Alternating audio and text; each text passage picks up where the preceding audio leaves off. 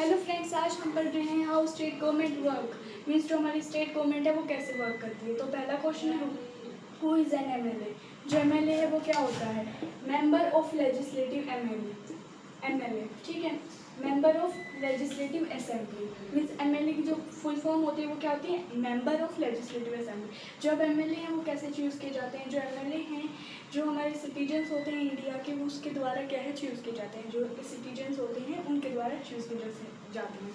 जैसे एक स्टेट होता है तो स्टेट के अंदर क्या होते हैं? डिवीजन्स होते हैं। वो जो डिवीजन्स होते हैं उनको क्या बोलते हैं? कॉन्स्टिट्यूएंसीज, ठीक है। तो यहाँ पे एक क्वेश्चन और है, व्हाट इज कॉन्स्टिट्यूएंसीज। तो जो एक स्टेट है, मान लें पंजाब स्टेट है, हरियाणा है, कुछ भी है, तो यहाँ पे क्या है, अलग अलग चीज़ें क्या है डिवाइड हो रखी हैं। स्टेट में क्या होता है? डिवीजन होते हैं, तो उनको क्या बोलते हैं? कॉन्स्टिट्यूएंसीज बोलते हैं, ठीक है। अब जो उन कॉन्स्टिट्यूएंसीज होते हैं, अलग अलग जियोग्राफिकल एरियाज होते हैं स्टेट में जो डिवाइड हो रहे होते हैं, तो उन हर एक एरिया में क्या होता है? इलेक्शन होता है। इसमें भी इलेक्शन होगा, ठीक है, इसमें भी इलेक्शन होगा, इसमें भी इलेक्शन होगा, इसमें भी इलेक्शन होगा, और इसमें भी इलेक्शन होगा, इसमें भी इलेक्शन होगा। अब इन सभी एरियाज़ में क्या हो रहा है? इलेक्शन हो रहा है। तो इन सभी एरियाज़ में इलेक्शन होगा एमएलए के लिए। तो जो एमएलए क्या है, विन मीन्स जो जीत जाएगा, मीन्स जिसके वोट सबसे ज़्यादा होंगे और वो क्या कर जाएगा? विन कर जाएगा। जिसके वोट सबसे ज़्यादा होंगे वो क्या कर जाएगा? विन।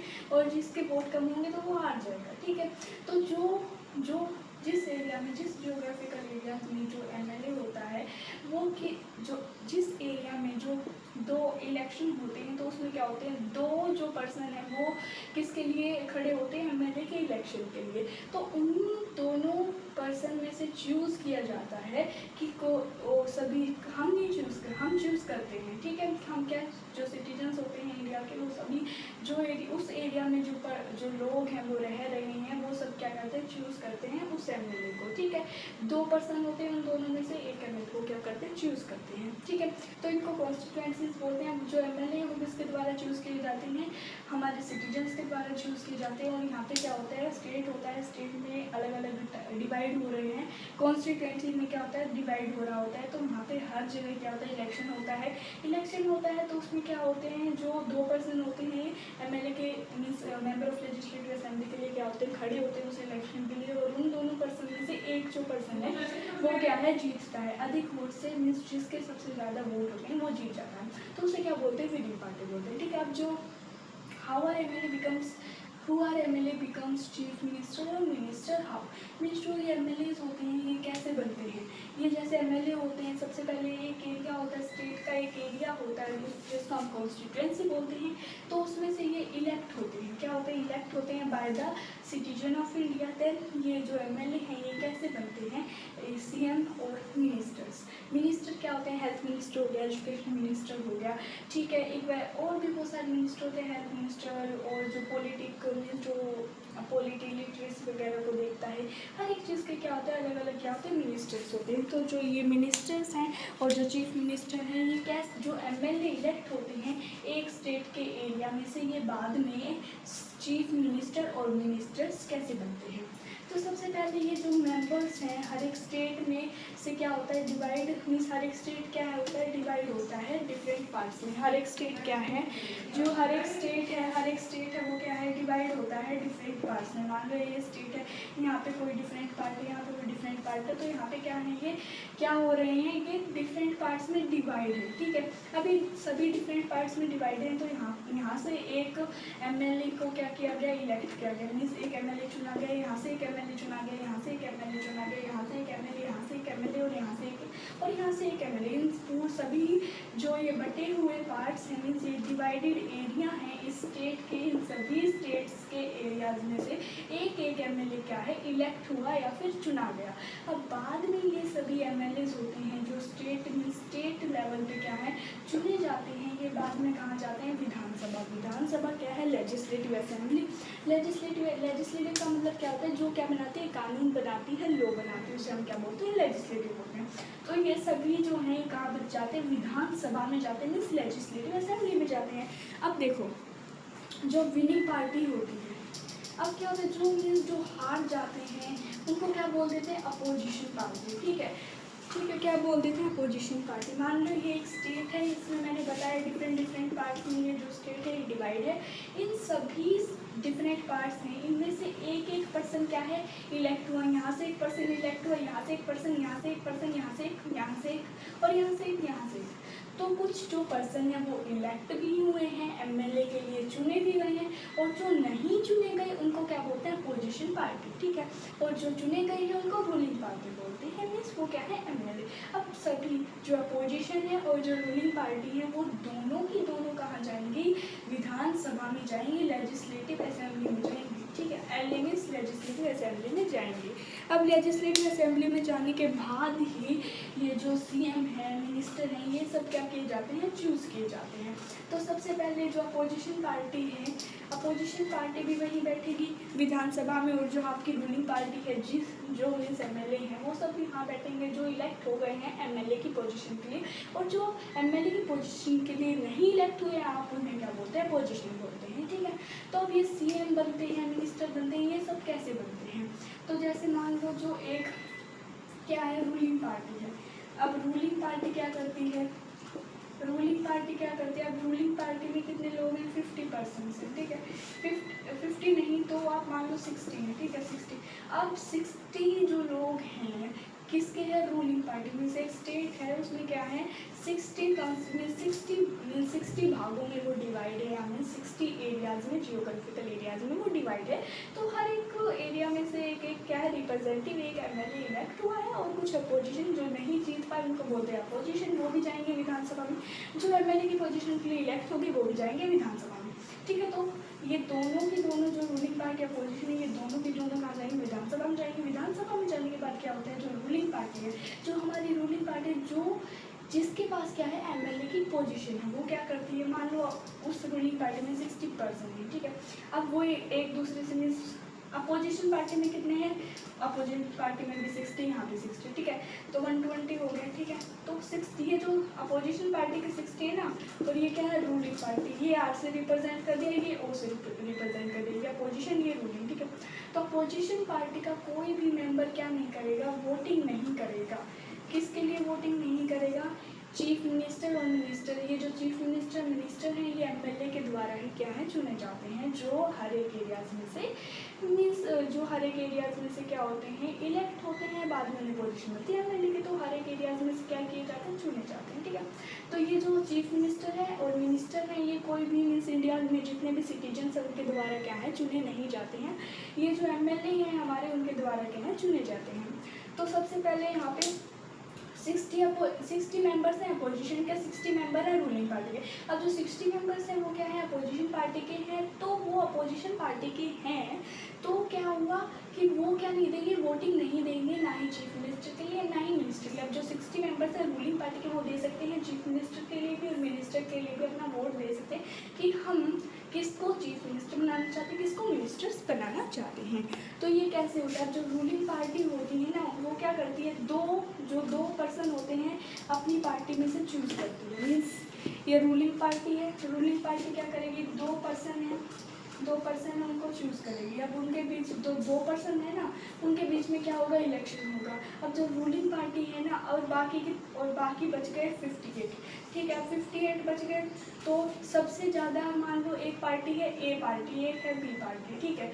तो सबसे ज़्यादा किस पार्टी के हुए, ए पार्टी के वोटिंग हुए। अब जो 58 एमएलए बच गए थे उनमें से कुछ एमएलए मान लो उनमें से मीन्स 30 ने मीन्स उनमें से 30 ने क्या दिया, टीम ए को क्या दिया, टीम मीन्स पार्टी ए को सबसे ज़्यादा वोट होगा, ठीक है। सबसे ज़्यादा वोट किसको मिले, ए पार्टी को मिले, ठीक है। और यहाँ पे सबसे कम मीन्स सबसे कम वोट किसको मिले, बी को मिले, ठीक है। तो सबसे ज़्यादा वोट मिलने वाले एमएलए को क्या अपॉइंट किया जाएगा एज अ चीफ मिनिस्टर, ठीक है। अब वो सभी एमएलए थे, रूलिंग पार्टी में कितने एमएलए थे, 60 एमएलए, ठीक है।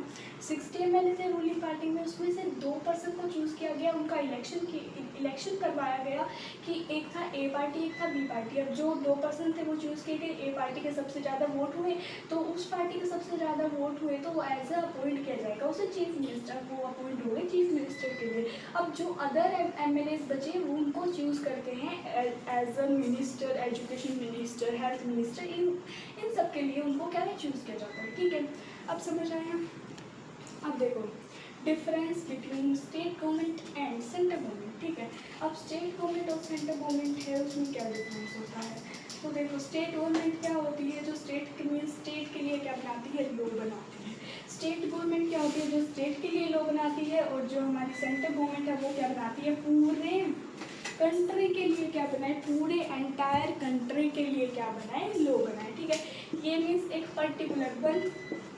पर्टिकुलर स्टेट के लिए क्या बना रही है, लॉ बना रही है। और ये किसके लिए बना रही है, पूरी कंट्री। मान लो इंडिया है, चाहे कोई भी मान लो इंडिया है, इंडिया मीन्स इंडिया में क्या है, मीन्स इंडिया है, हमारी कंट्री क्या है, इंडिया। तो जो सेंट्रल गवर्नमेंट है वो इंडिया के लिए ही क्या बनाएगी, पूरा एक लॉ बनाएगी, और वो पूरे इंडिया में क्या हो गया, एप्लीकेबल हो गया। ऐसा नहीं है कि वो बस हरियाणा में एप्लीकेबल हो रहा है, बस पंजाब में एप्लीकेबल हो रहा है, वो हर एक पूरे इंडिया में क्या होगा, एप्लीकेबल हो गया, फुल एप्लीकेबल होगा पूरे इंडिया में। ठीक है, और जो हमारा स्टेट है वो स्टेट गवर्नमेंट क्या करती है, बस स्टेट में जो चीज़ें हैं, उन जो प्रॉब्लम्स हैं उनको सेटल करती है, और उसमें जो प्रॉब्लम्स आ रही है कि किस लॉ की ज़रूरत है, किस लॉ की नहीं ज़रूरत है, उनमें क्या करती है, अपना इम्प्लीमेंट करती है। ठीक है, अब जो स्टेट गवर्नमेंट है वो किसके द्वारा चलाई जाती है, तो वो गवर्नर और चीफ मिनिस्टर्स हैं उनके द्वारा चलाई जाती है। किसके द्वारा, जो हमारे क्या है, एक तो चीफ मिनिस्टर। ठीक है, अब कौन है, एक तो सीएम है, और एक क्या है हमारे गवर्नर, और हमारे क्या हो गए, मिनिस्टर्स। ठीक है, जो मिनिस्टर हैं, हेल्थ मिनिस्टर, एजुकेशन मिनिस्टर, ये सब क्या है, ये देखो, ये जो है, ये आपको तीन चीज़ें ये जो स्टेट गवर्नमेंट है, इन तीन बेसिस पे चलती है। Chief minister, governor and minister. अब चीफ मिनिस्टर हमने पढ़ लिया कि जो चीफ मिनिस्टर होता है वो एमएलए के द्वारा क्या है, चूज़ किया जाता है। जो सभी जो रूलिंग पार्टी होती है, मान लो मैंने एग्जाम्पल दिया था, उसमें 60 हैं, तो एक ए पार्टी, एक बी पार्टी है, तो ए पार्टी के सबसे ज़्यादा वोटिंग मान लो 58% थे। अब देखो 60% में से 2 लोगों को चूज़ किया गया वोटिंग के लिए कि हम इन दोनों को चूज़ करेंगे, और जिसके सबसे ज़्यादा वोट होंगे तो वो क्या बनेगा, सीएम बनेगा, मीन्स उसे अपॉइंट किया जाएगा एज अ चीफ मिनिस्टर। ठीक है, अब जो गवर्नर है, गवर्नर क्या होता है, चीफ मिनिस्टर से बड़ा होता है, पर जो पावर होती है ना, वो चीफ मिनिस्टर के पास सबसे ज़्यादा होती है। बड़ा तो है गवर्नर, पर चीफ मिनिस्टर के पास क्या है, सबसे ज़्यादा पावर। एक एग्जाम्पल देखो, स्कूल में क्या होता है, अब सेंट्रल गवर्नमेंट और जो आपका स्टेट गवर्नमेंट है उसके लिए भी एग्जांपल देखो। मान लो एक क्लास है, क्लास में कोई भी टीचर है, एक टीचर है वो स्टडी कर रहा है, तो उसने कुछ रूल बनाया, रेगुलेशन बनाया, मीन्स एक क्लास के लिए ही रेगुलेशन बनाया, मीन्स एक पर्टिकुलर क्लास के लिए क्या बनाया, उसने एक रूल बनाया, रेगुलेशन बनाया। पर मान लो अगर प्रिंसिपल है, प्रिंसिपल क्या करता है, प्रिंसिपल अगर कोई भी रूल बनाता है, रेगुलेशन बनाता है अपने स्कूल के लिए, तो वो पूरे स्कूल पे क्या होगी, एप्लीकेबल होगी, पूरे स्कूल पे क्या किया जाएगा, लागू किया जाएगा। तो ऐसे ही क्या है हमारी स्टेट गवर्नमेंट और सेंट्रल गवर्नमेंट है। अब जो स्टेट गवर्नमेंट है वो क्या होती है, एक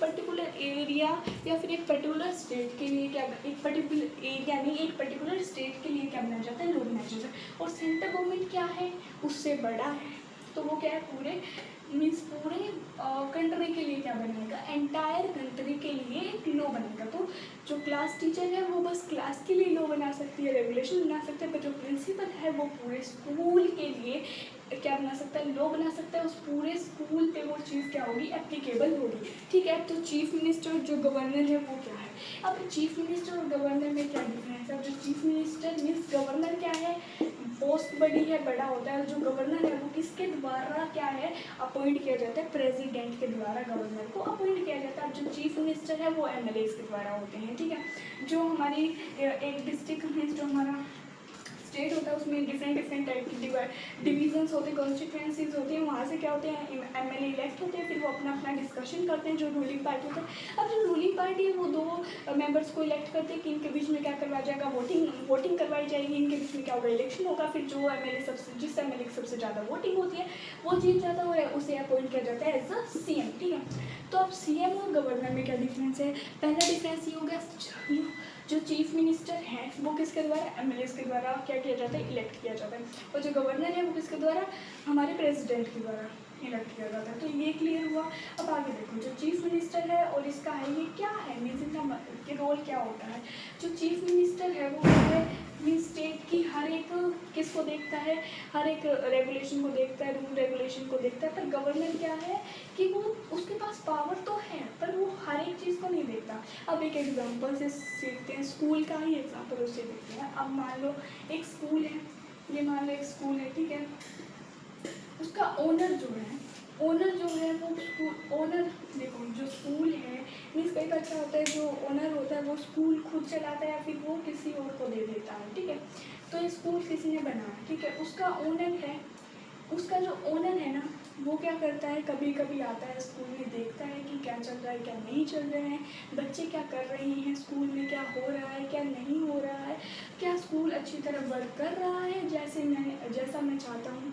और जो हमारा सीएम है वो, और सॉरी अभी इसको छोड़ो, तो प्रिंसिपल और है ना जो ओनर है एक पर्सन को क्या करता है, अपॉइंट करता है एज अ प्रिंसिपल।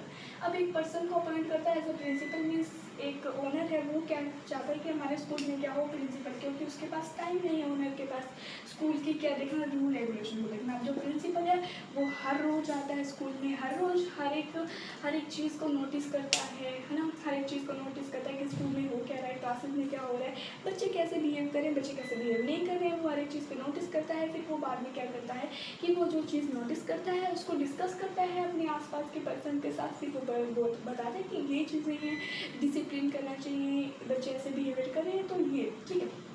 तो अब इसका सीएम और गवर्नर का क्या कनेक्शन। अब जो सीएम है स्टेट की हर एक पावर उसके पास होती है, रूल रेगुलेशन को वो देखता है, हर एक चीज़ को वो नोटिस करता है। गवर्नर क्या है, गवर्नर के पास पावर है, गवर्नर क्या है, हमारा ओनर है, मीन्स ऐसे है कि वो कभी मीन्स ओनर क्या है, कभी कभी स्कूल में आता है, देखता है, वो फिर चला जाता है। तो प्रिंसिपल क्या है, पूरी पावर, प्रिंसिपल के पास क्या है, पूरी स्कूल की पावर है, रूल रेगुलेशन की हर एक चीज़ रोज़ नोटिस करता है, हर एक चीज़ को नोटिस करने के बाद वो क्या करता है, कोई रूल एंड रेगुलेशन बनाता है, ठीक है। तो अब जो चीफ मिनिस्टर और गवर्नर है यही डिफरेंस है। रियल जो पावर है ना वो आपकी चीफ मिनिस्टर के पास है। गवर्नर क्या है, पोस्ट में बड़ा है पर वो क्या है ना, जैसे लॉ, कोई भी लॉ बनता है तो गवर्नर का क्या चाहिए होता है, उसके लिए सिग्नेचर चाहिए होता है। ये बस इस चीज़ में क्या है, मीन्स कोई भी आप लॉ बना रहे हो, फिर आप गवर्नर के साथ जो मान लीजिए जो एमएलएज हैं, जो जैसे एजुकेशन एमएलए हैं, मीन्स हेल्थ मिनिस्टर एमएलए हैं, सॉरी हेल्थ मिनिस्टर है या फिर कोई एजुकेशन मिनिस्टर, वो हर एक मीन्स एजुकेशन मिनिस्टर है वो एजुकेशन के बारे में बात करेगा। ऐसा नहीं कि वो हेल्थ के बारे में बात करेगा, तो उसको कोई डिस्कस करना होगा किसी लॉ के बारे में तो वो हमेशा एजुकेशन के बारे में क्या करेगा, डिस्कशन करेगा। तो वो एजुकेशन के बारे में कुछ इंप्रूवमेंट करना चाहता है तो वो क्या करता है, एक पेपर वर्क लाता है, उसको एक पेपर वर्क लाता है, ठीक है। एक पेपर वर्क लाता है, उस मीन्स एक पेपर वर्क लाता है तो उसको हम क्या बोलते हैं, बिल बोलते हैं। जो वो पेपर वर्क होता है उसको हम क्या बोलते हैं, बिल बोलते हैं। उसमें क्या लिखा होता है कि हमें एजुकेशन हुई, मीन्स हमारी एजुकेशन अभी है, स्टेट की कैसी है और मैं किस तरह से इसे इम्प्रूवमेंट कर सकता हूँ और मुझे क्या किस किस चीज़ों की ज़रूरत होगी, इस बिल में ये सब लिखी होती है कुछ बातें। और जो वो बिल होता है वो क्या है, डिस्कशन होता है, ठीक है। मीन्स विधानसभा में क्या होते हैं, उन लॉ के ऊपर, विधानसभा का मतलब ये है लेजिस्लेटिव असेंबली, मीन्स जो लॉ बनाने वाली असेंबली होती है वो, ठीक। तो वो सभी क्या करते हैं, डिस्कशन करते हैं अपने आसपास, मीन्स सबसे डिस्कशन करते हैं। जो दो पार्टीज होती हैं वो डिस्कशन करती हैं, उसके बाद वो पार्टीज डिस्कशन करती हैं, वो चीफ मिनिस्टर से अपने डिस्कशन करती हैं अपने लॉ को, सॉरी लॉ नहीं, लॉ तब बनेगा तब गवर्नर उसके ऊपर क्या कर दे, सिग्नेचर कर दे। अब क्या है, जो बिल है वो सीएम के पास लिया जाएगा, उसको डिस्कशन जो भी बताना है वो डिस्कशन करेंगे हमारे सीएम के साथ, चीफ मिनिस्टर के साथ। चीफ मिनिस्टर के साथ डिस्कशन करने के बाद क्या होता है कि अगर चीफ मिनिस्टर ने सेंड लिया तो वो गवर्नर के क्या वहाँ पे जाएगा, उसे बताएगा कि हमें ये इम्प्लीमेंट करवाना है, इसके फ़ायदे क्या हैं, क्या चीज़ें होंगी और ये क्यों करवाना चाहते हैं, इसका रीज़न क्या है, अभी कैसी एजुकेशन सिस्टम है हमारे स्टेट में और हम कैसे करवाना चाहते हैं, उसके लिए हमें क्या ज़रूरत पड़ेगी और उसके पॉजिटिव व्यूज़ क्या होंगे। तो गवर्नर को ये चीज़ अच्छी लगती है, ये बिल अगर वो पास करवाना चाहता है तो उस पर सिग्नेचर कर देगा और वो सिग्नेचर कर देंगे तो वो जो बिल है वो क्या बन जाएगा, लॉ बन जाएगा, लॉ बन जाएगा। लॉ बनने के बाद वो पूरे ही स्टेट में क्या होगा, एप्लीकेबल होगा। जो भी चीज़ें हैं जो हमारे एजुकेशन मिनिस्टर करवाना चाहते हैं अपने स्टेट में, वो क्या है, वो चीज़ें करवा देंगे, ठीक है।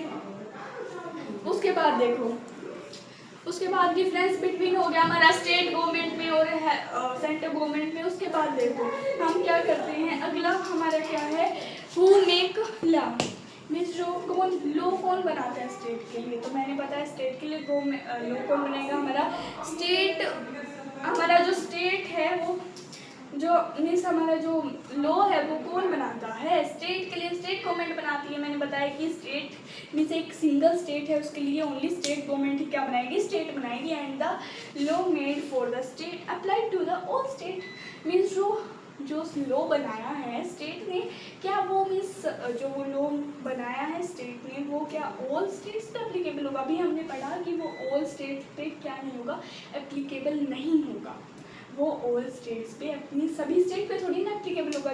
जब centre means CG means central government, जब सेंट्रल गवर्नमेंट क्या करती है, एक लॉ बनाती है, तब वो हर एक स्टेट्स पे क्या होता है, एप्लीकेबल होता है, वरना वो एप्लीकेबल नहीं होता है। ठीक है, अब जो स्टेट गवर्नमेंट है वो मीन्स क्या बना रही है, अपना लॉ बना रही है, तो वो ओनली एक सिंगल स्टेट पे क्या होगा, एप्लीकेबल होगा। समझाए तो ये जो जब स्टेट गवर्नमेंट कोई लॉ बनाते हैं तो वो ओनली सिंगल स्टेट पे क्या होता है, एप्लीकेबल होता है। तब जो सेंट्रल गवर्नमेंट है वो कुछ चीज़ें करती है तो वो क्या होता है, पूरे कंट्री में क्या होता है, हमारी एप्लीकेबल होता है। ठीक है, तो answer is no, then who made law for all over the country. तो अगर आंसर नो है तो मीन्स कौन बनाता है लॉ को ऑल ओवर द कंट्री, पूरी कंट्री के लिए कौन बनाता है लॉ को। तो मैंने अभी बताया सेंट्रल गवर्नमेंट क्या बनाती है, पूरी कंट्री के लिए लॉ बनाती है। और जो हमारी स्टेट गवर्नमेंट है अब मीन्स वो क्या करती है, मीन्स वो ओनली क्या करती है, एक स्टेट के लिए कुछ क्या बनाती है, लॉ बनाती है। वो एजुकेशन से रिलेटेड हो सकता है, वो हेल्थ से रिलेटेड भी हो सकता है। तो अगला क्या है, the anti defection law in 1985 strict law. ठीक है, तो एंटी डिफेक्शन लॉ क्या है। अब जो एंटी डिफेक्शन लॉ है उसका मतलब क्या होता है, जैसे कई बार क्या होते हैं जो इलेक्शंस वगैरह होते हैं, जैसे एमएलए वगैरह है, मेंबर ऑफ लेजिस्लेटिव असेंबली, वो क्या है, चीफ मिनिस्टर और मिनिस्टर्स जो होते हैं मीन्स वो बाद में क्या बनते हैं, चीफ मिनिस्टर बनते हैं, मिनिस्टर बनते हैं। तो उनके बीच में पहले क्या होता है, इलेक्शन होता है। तो कई बार क्या होता है कि तब वो इलेक्शंस वगैरह हो रहे होते हैं, जैसे मान लो मैंने एग्जांपल दिया था 60 एमएलए हैं, उनको बांट दिया, मीन 60 एमएलए हैं जो क्या है, रूलिंग पार्टी का, अपोजिशन पार्टी क्या नहीं देगी, वोट नहीं देगी, वोट नहीं दे सकती सीएम के लिए और मिनिस्टर्स के लिए। ठीक है, ओनली जो रूलिंग पार्टी है वही वोट देगी सीएम के लिए भी और मिनिस्टर्स के लिए भी। ठीक है, चीफ मिनिस्टर के लिए भी और सीएम के मिनिस्टर्स के लिए भी। ठीक है, अब 60 एमएलए हैं रूलिंग पार्टी में, उसमें से 58 बच गए और दो लोगों को चूज कर लिया है कि आपके बीच में इलेक्शन होगा। एक पार्टी है एक पार्टी ए है, एक पार्टी बी है, तो इनके बीच में क्या हो रहा है, इलेक्शन हो रहा है। तो 58 एमएलए हैं, कुछ एमएलए ए पार्टी को वोट दिया, कुछ एमएलए ने बी पार्टी को वोट दिया। अब ए पार्टी के सबसे ज़्यादा वोट हुए तो ए पार्टी क्या होगी, विन हो गई, और जो बी पार्टी है वो क्या हो गई, हार गई। ठीक है, तो मीन्स बी पार्टी नहीं बोल सकते, एक पर्सन है बी में वो क्या है, हार चुका है, और जो ए पार्टी है वो क्या है, जीत चुकी है। तो ये पार्टी अपॉइंट हो जाएगी एज अ चीफ मिनिस्टर। ठीक है, उससे अपॉइंट कर दिया जाएगा एज अ चीफ मिनिस्टर। ठीक है, तो कई बार क्या होता है कि हम क्या करते हैं, अब कई बार क्या होता है, जो पर्सन है पार्टी ए मीन्स जो पर्सन है पार्टी ए में वो क्या करेगा, मनी देगा, पैसे देगा, गिफ्ट्स देगा, ताकि जो और एमएलए हैं वो क्या आ जाए, उसकी टीम में आ जाए। ठीक है, और एमएलए क्या दे, उसको वोट दे। तो ऐसा नहीं करना है, इसके लिए मीन्स इसी चीज़ के लिए ये लॉ बनाया गया है, the anti defection law. Means इसका मतलब ये है कि कोई भी चाहे वो एमएलए है मीन्स अगर वो सीएम बनना चाहता है तो वो मनी मीन्स वोट जो है वो खरीद नहीं सकता। ठीक है, तो जो इसका मतलब यही है द एंटी डिफेक्शन लॉ, और ये इन 1985 में आया था। ये एक बहुत ज़्यादा स्ट्रिक्ट लॉ है, और कोई भी एमएलए अगर वो चीफ मिनिस्टर बनना चाहता है तो वो अगर जो और एमएलएज हैं उनसे पैसे दे के या फिर उनको गिफ्ट्स दे के अगर उनके वो कहता है कि आप मेरी टीम को क्या दो, वोट दो, तो वो क्या हो जाएगा, एक मीन्स उसको क्या मिलती है, उससे क्या मिलेगी, सजा मिलेगी। मीन्स उसके बाद वो कभी क्या नहीं कर पाएगा, इलेक्शन नहीं दे पाएगा एमएलए के लिए भी नहीं, ना ही एमएलए के लिए नहीं देगा तो फिर चीफ मिनिस्टर का तो हो ही नहीं सकता। ठीक है, क्योंकि एमएलए बनने के बाद ही चीफ मिनिस्टर के क्या होता है, हमारे इलेक्शंस होते हैं, तब जो एमएलए हैं वो सब जो एमएलए हैं वो चूज़ करते हैं हमारे चीफ मिनिस्टर को। ठीक है, तो फिर ये कुछ पनिशमेंट्स उनको मिलती हैं। ठीक है, तो ये एक लॉ है means the anti defection law. इसमें क्या होता है कि जो एमएलए है वो खरीद नहीं सकता वोटर्स को और पैसों के द्वारा या फिर कोई भी गिफ्ट्स के द्वारा। तो आज की वीडियो में हमने यही पढ़ा, how the state government work, हमारी जो स्टेट गवर्नमेंट है वो कैसे वर्क करती है। साथ ही साथ हमने थोड़ा बहुत सेंट्रल गवर्नमेंट भी पढ़ लिया। अब सेंट्रल गवर्नमेंट स्टेट गवर्नमेंट में तो हमने पढ़ लिया कि मिनिस्टर्स आते हैं, हमारे चीफ मिनिस्टर्स आते हैं, ठीक है, चीफ मिनिस्टर्स आते हैं, ये सब चीज़ें हमारी, गवर्नर आते हैं। पर जो हमारा सेंट्रल गवर्नमेंट है उसमें प्रेसिडेंट, लोकसभा एंड राज्यसभा आते हैं। प्रेसिडेंट, लोकसभा एंड राज्यसभा, उसे पार्लियामेंट्री सिस्टम भी बोलते हैं, ठीक है। तो आज तो हमने क्या पढ़ा, स्टेट गवर्नमेंट के बारे में पढ़ा, उसके बारे में हमने उसके लॉ के बारे में पढ़ा कि मीन्स अगर कोई चीटिंग करता है वोट इलेक्शन के बीच में तो क्या होता है, क्या नहीं होता। और ये जो लॉ है ये कब आया और ये स्टिक लॉ है, ठीक है। तो आज की वीडियो हम यहीं ख़त्म करते हैं, मिलते हैं अगली वीडियो में।